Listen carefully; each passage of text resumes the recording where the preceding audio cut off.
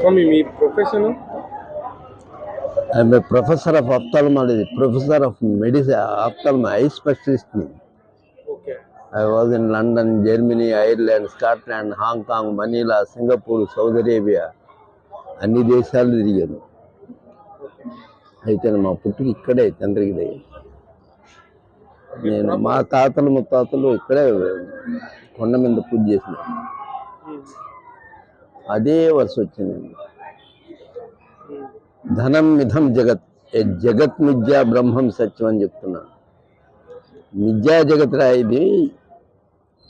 ఇది శరీరం కళ్ళున్నంత వరకే నీది, ఇది నాది నీది. ఇది పోయిన తర్వాత ఏది లేదు. ఏది అవినాశో అదే సత్యం. నీ కళ్ళు చూస్తున్నాయి చెట్టును, కళ్ళునేది నిజమే, చూసేది నిజమే, ఆ చెట్టు ఉండేది నిజమే. అయితే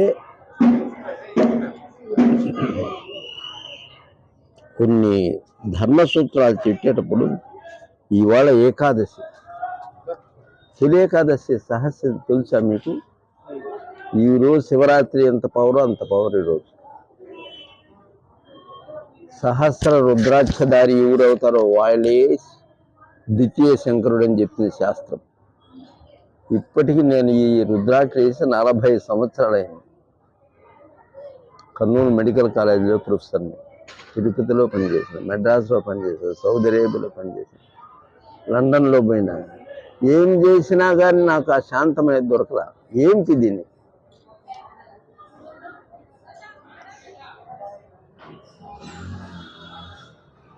భాగవతం రాసింది ఎవరు? భాగవతం రాసింది ఎవరు మీరు చెప్పు.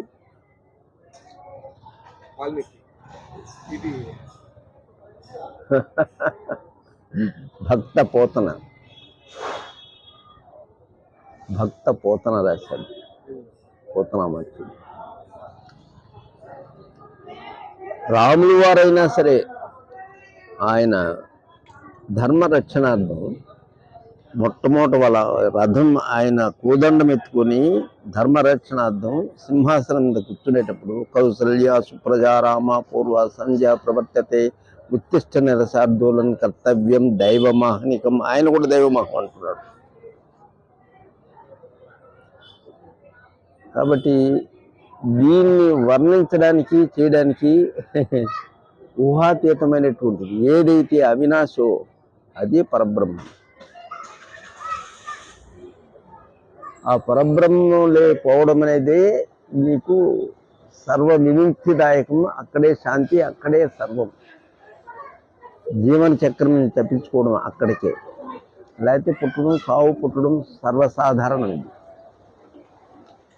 జన్మతా వచ్చే కర్మలు సాధించడం అంటే ఒక్క భగవత్ శక్తితో సాధ్యమే.